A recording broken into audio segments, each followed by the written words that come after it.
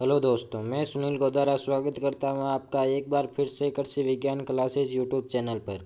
आशा करता हूं कि आप सब स्वस्थ होंगे, मस्त होंगे और सेकंड सेमेस्टर की तैयारी कर रहे होंगे। जैसा कि हमने जो हमारी पीछे 11 क्लासें हो चुकी है, उसमें हमने पर्सनालिटी डेवलपमेंट के 11 टॉपिक कंप्लीट कर लिए हैं। और जो हमारा आज 12 नंबर वाली क्लास है, जिसका टॉपिक रहने वाला है team work and group dynamics. इस इसमें हम जो समूह में जो टीम बनाकर जो लोग कार्य करते हैं, उसके बारे में, उसके क्या क्या महत्व है, क्या क्या सिद्धांत है और क्या क्या उसमें चुनौतियाँ आती है, ये सब हम आज की क्लास में जानने वाले हैं। इससे पहले यदि आप इस चैनल पर नए हैं और आपने अभी तक चैनल को सब्सक्राइब नहीं किया है, तो चैनल को सब्सक्राइब कर दें और बेल आइकन को प्रेस कर दें। और यदि आपने पीछे की जो 11 क्लासें हैं वो नहीं देखी है, तो आप इस चैनल की प्लेलिस्ट में जाकर वे सभी क्लासें देख सकते हैं। चलिए तो आज की क्लास शुरू करते हैं। आज का टॉपिक रहने वाला है टीम वर्क और समूह गतिकी, यानी team work and group dynamics. ये आज का हमारा टॉपिक रहने वाला है। सबसे पहले हम जानेंगे कि व्हाट इज टीम वर्क, यानी जो टीम वर्क होता है वो होता क्या है। टीम वर्क का मतलब है कि एक समूह के लोग मिलकर किसी सामान्य लक्ष्य या कार्य को प्राप्त करने के लिए सहयोग करते हैं। इसमें विचारों, संसाधनों, जिम्मेदारियों को साझा करना, प्रत्येक व्यक्ति की ताकत का उपयोग करके वांछित परिणामों को हासिल करना शामिल है। यानी टीम वर्क में क्या होता है कि जैसे कोई कंपनी है, उसमें जितने भी वो जो एम्प्लॉय होते हैं, जो कार्य करने वाले होते हैं, वह सब एक ग्रुप में काम करते हैं वहाँ पे। यही एक वह सब मिलकर जो काम करते हैं उसी को टीम वर्क कहा जाता है। अब इसके टीम वर्क होता है, उसके फायदे क्या क्या होते हैं। जो प्रभावी टीम वर्क से उत्पादकता, रचनात्मकता और समस्या हल करने की क्षमता में वृद्धि होती है। ये ज्ञान, विचार और संसाधनों के आदान प्रदान को बढ़ावा देता है, जिससे समस्याओं को हल करने के लिए एक नवाचारी दृष्टिकोण प्राप्त होता है। टीम वर्क सहयोग और आपसी समर्थन को भी प्रोत्साहित करता है। यानी जब हम ग्रुप में कार्य करते हैं और कोई समस्या का हल नहीं, यदि आप अकेले अगर किसी समस्या का हल निकालते हैं तो आप केवल एक आइडिया देंगे, और यदि जितने समूह में कोई समस्या का हल निकालेंगे, सब अलग अलग आइडिया देते हैं। इससे क्या होता है कि जो समस्या का हल है वो जल्दी निकलता है और अच्छा निकलता है। और ये ज्ञान और विचार संसाधनों का आदान प्रदान भी करता है। और अब हम पढ़ेंगे प्रभावी टीम वर्क की विशेषताएं, यानी जो जब हम ग्रुप में कार्य करते हैं तो उसकी क्या क्या विशेषताएं होती है। उसमें प्रभावी टीम वर्क की कुछ विशेष आवश्यकताएं ये होती है। इसमें आता है स्पष्ट संवाद, यानी क्लियर कम्युनिकेशन।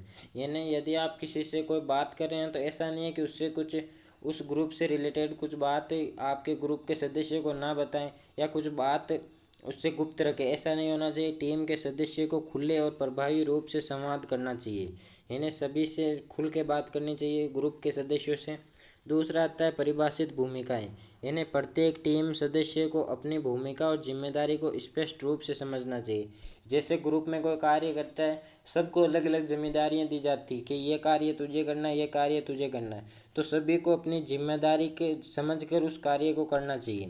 ऐसा नहीं होना चाहिए ये कार्य वो कर देगा या दूसरा कर देगा, ऐसा नहीं होना चाहिए। अगला आता है विश्वास और सम्मान। जब हम ग्रुप में कार्य करते हैं तो दूसरे जो हमारा ग्रुप का जो पार्टनर है उस पर हमें विश्वास होना चाहिए। यानी किसी भी सफल टीम के आधार विश्वास होता है। प्रत्येक व्यक्ति के विचारों और दृष्टिकोणों का सम्मान करना आवश्यक होता है। यानी अपने जो ग्रुप का जो अन्य व्यक्ति है उनके जो दृष्टिकोण है और जो विचार है उनका भी हमें सम्मान करना चाहिए। अगला है लक्ष्य के प्रति प्रतिबद्धता, यानी प्रत्येक टीम सदस्य को सामान्य लक्ष्य को प्राप्त करने के लिए प्रतिबद्ध होना चाहिए। यानी अपना जो लक्ष्य होता है, जो उस ग्रुप का जो लक्ष्य होता है उसे प्राप्त करने के लिए प्रतिबद्ध होना चाहिए। अगला आता है सहयोग। टीम के प्रत्येक सदस्यों को एक दूसरे का सहयोग करना चाहिए, यानी टीम के सदस्यों को एक साथ काम करना चाहिए, ज्ञान साझा करना चाहिए और एक दूसरे की मदद करनी चाहिए ताकि सफलता हासिल हो सके। यानी सभी को मिलकर कार्य करना चाहिए इसमें। और अब हम पढ़ेंगे टीमों के वर्क, यानी जो ग्रुप बनाते हैं उसके कितने प्रकार होते हैं। इसमें संगठनों में टीमों के विभिन्न प्रकार हो सकते हैं जो उनके संरचना और उद्देश्यों के आधार पर होते हैं। जिनमें पहला आता है फंक्शनल टीम, यानी कार्यात्मक टीमें। ये टीमें उन व्यक्तियों से बनी होती है जो एक ही काम करते हैं या एक ही विभाग में काम करते हैं। जैसे कोई किसी कंपनी में या किसी, जैसे कोई आपके अभी एग्रीकल्चर कॉलेज में हो, वहाँ पे जितने भी टीचर हैं वो सब एक टीम में काम कर रहे हैं, इसलिए ये एक ही विभाग में काम करते हैं। अगला आता है क्रॉस फंक्शनल टीमें, यानी ये टीमें विभिन्न विभागों या विशेषज्ञता से लोगों को एकत्रित करती है ताकि वे एक विशेष कार्य को परियोजना में पर काम कर सके। जैसे इसमें क्या होता है कि लोग अलग अलग टीमें जो अलग अलग विभाग के लोग होते हैं और वे लोगों को एकत्रित करते और कुछ विशेष कार्य या कुछ परियोजना में काम करने के लिए ऐसी ये जो क्रॉस फंक्शनल टीमें होती है ये बनाई जाती है। अगला आता है कि जो स्व प्रबंधित टीमें, यानी ये टीमें क्या होती है कि खुद से निर्मित होती है और खुद ही निर्णय लेती है। ये स्वायत्त टीमें होती है जहाँ सदस्य अपने निर्णय खुद लेते हैं और बाहरी नियंत्रण कम होता है, यानी इसमें जो प्रत्येक सदस्य है वह खुद का निर्णय खुद ही लेता है। और अगला आता है वर्चुअल टीमें। ये टीमें भौगोलिक रूप से अलग अलग स्थानों से कार्य का काम करती है जो सामान्यतः प्रौद्योगिकी के माध्यम से जुड़ी होती है। यानी इसमें क्या होता है, एक जैसे आप एग्रीकल्चर कॉलेज में वहाँ पे जितने भी आपके प्रोफेसर है वो एक जगह रह कर कार्य कर रहे हैं, यानी उसी कॉलेज में रहकर कार्य कर रहे हैं। जबकि इसमें क्या होता है कि सब लोग अलग अलग जगह स्थानों से काम करते हैं। अब हम पढ़ेंगे ग्रुप डायनेमिक्स, यानी समूह गतिकी। समूह गतिकी उस क्रियावली, संवाद या व्यवहार के पैटर्न को कहते हैं जो एक समूह के भीतर उभरते हैं।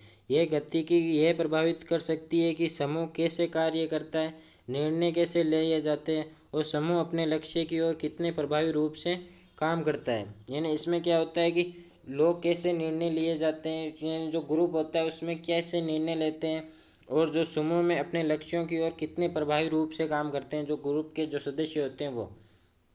अगला हम पढ़ेंगे जो स्टेज ऑफ ग्रुप डेवलपमेंट, यानी समूह विकास के चरण। इसमें जो पहला 5 चरणों से ये जो टीमें होती है गुजरती है, जैसा कि टकमन द्वारा प्रस्तावित किया गया। इसमें पहला आता है फॉर्मिंग, यानी समूह एकत्रित होता है और सदस्य एक दूसरे को जानने लगते हैं। इसमें क्या होता है, समूह जो टीम होती है वे एक जगह इकट्ठी होती है और अपने सब सदस्य एक दूसरे से परिचित होते हैं या जानने लगते हैं। दूसरा आता है स्टॉर्मिंग, यानी मतभेद और विचारों में अंतर उत्पन्न होते हैं जिससे तनाव पैदा होता है। अगला आता है नॉर्मिंग, यानी समूह मानदंड स्थापित करना शुरू कर देता है और एकजुटता प्राप्त होती है जिससे बेहतर सहयोग संभव होता है। और अगला आता है कि जो परफॉर्मिंग, यानी समूह अपने लक्ष्यों की प्राप्त करने के लिए प्रभावी रूप से कार्य करता है, यानी वो कैसे परफॉर्मेंस करता है, यानी समूह जो होता है वह अपना जो लक्ष्य होता है वह प्राप्त करने के लिए प्रभावी रूप से कार्य करता है। अगला आता है एड जर्निंग, यानी समूह अपने उद्देश्य को प्राप्त करने के बाद समाप्त हो जाता है। जैसे कोई काम था उसके लिए लोग एकत्रित हुए, ग्रुप बनाया और जैसे वो कार्य पूरा हुआ तो लोग वो जो ग्रुप था, टीम थी, वो समाप्त हो जाती है। अब हम पढ़ेंगे समूह गतिकी के महत्वपूर्ण तत्व।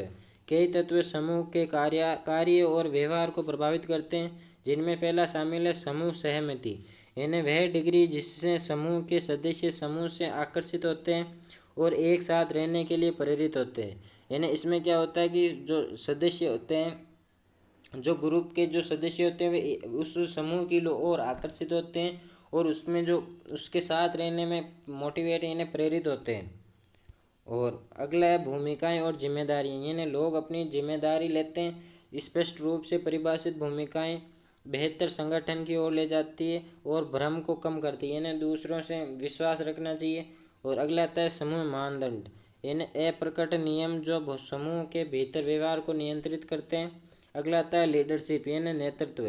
एक नेता का प्रभाव समूह के व्यवहार को आकार देने और टीम का मार्गदर्शन करने में महत्वपूर्ण भूमिका निभाता है। यानी जो नेता होता है, जो उस समूह का जो लीडरशिप यानी जो नेतृत्व करता है, वही उसका जो व्यवहार होता है वह उस टीम को आकार देता है और वह टीम का मार्गदर्शन करता है।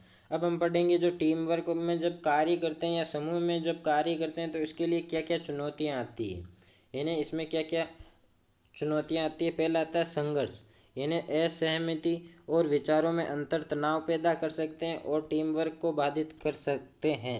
यानी जैसे कोई ग्रुप में जैसे 15 लोग हैं या 20 लोगों का ग्रुप है, उसमें सभी के जो विचार हैं या कुछ कार्य को लेकर कुछ विचार सबके अलग अलग है। इससे क्या होता है कि विचार अलग अलग होने से तनाव पैदा होता है और जो टीम ग्रुप में जो कार्य करना होता है वो बाधित हो जाता है। अगला है संवाद की कमी, यानी खराब संवाद गलतफहमियां और अक्षमता और अवसरों की चूक के कारण बन सकता है। यानी लोगों जो ग्रुप के सदस्य होते हैं वे एक दूसरे से सही ढंग से बात नहीं करते हैं या कुछ गलतफहमियां भी हो जाती है इससे क्या होता है, जो टीम वर्क होता है वह प्रभावित होता है। अगला आता है समूह चिंतन यानी ग्रुप थिंक। जब सामंजस्य की इच्छा आलोचनात्मक सोच को दबा देती है, जिससे खराब निर्णय लिए जाते हैं। अब आता है असमान भागीदारी। कुछ टीम सदस्य समूह में हावी हो जाते हैं जबकि अन्य निष्क्रिय रहते हैं। यानी क्या होता है कि जब हम समूह बनाते हैं या ग्रुप बनाते हैं तो उसके कुछ जो सदस्य होते हैं वह उस ग्रुप में दादागिरी करते हैं या उस पर हावी हो सकते हैं, जबकि जो अन्य जो सदस्य हैं वो ज़्यादा ना तो बोलते हैं ना कुछ और करते हैं, इसलिए वो निष्क्रिय रहते हैं। और अगला है कि अब importance of leadership in team work. यानी अब हम पढ़ेंगे जो टीम वर्क में नेतृत्व का क्या क्या महत्व होता है। नेतृत्व टीम का मार्गदर्शन और प्रेरित करने के लिए आवश्यक है। एक अच्छा नेता संघर्षों को हल करने में मदद करता है, स्पष्ट अपेक्षाएं सेट करता है और सकारात्मक टीम संस्कृति को बढ़ावा देता है। नेतृत्व यह भी सुनिश्चित करता है कि समूह गतिकी सुचारू रूप से काम कर रही है, टीम सामान्य उद्देश्यों की ओर काम कर रही है या नहीं। इसमें क्या होता है कि जो नेतृत्व होता है वह एक तो लोगों का मार्गदर्शन करता है और ये भी पता लगाता है कि जो टीम का कोई सदस्य जो काम कर रहा है या नहीं कर रहा है या उसकी कोई गलती है या नहीं है। ये भी जो टीम का जो नेतृत्व करने वाला जो नेता होता है वह सभी को से मतलब अपने जो सभी सदस्य हैं उनको अलग अलग कार्य या जिम्मेदारियां देता है। और इस प्रकार जो नेतृत्व का महत्व होता है वह बहुत जो समूह में जो सबसे ज़्यादा महत्वपूर्ण विभाग मतलब महत्वपूर्ण जो योगदान होता है वह नेतृत्व करने वाले व्यक्ति का ही होता है। और team work and group dynamics ये यहाँ पे कंप्लीट होता है। और नेक्स्ट टॉपिक आपको जल्दी इसी कृषि विज्ञान क्लासेस यूट्यूब चैनल पर मिलने वाला है। यदि आप भी चाहते हैं कि आपको जब भी क्लास अपलोड हो तो आपके पास सबसे पहले नोटिफिकेशन आए, तो आप क्लास के साथ ही इस चैनल को सब्सक्राइब कर दें और बेल आइकन को प्रेस कर दें। चलिए तो जल्दी मिलेंगे अगले वीडियो में, तब तक के लिए धन्यवाद। जय जवान जय किसान।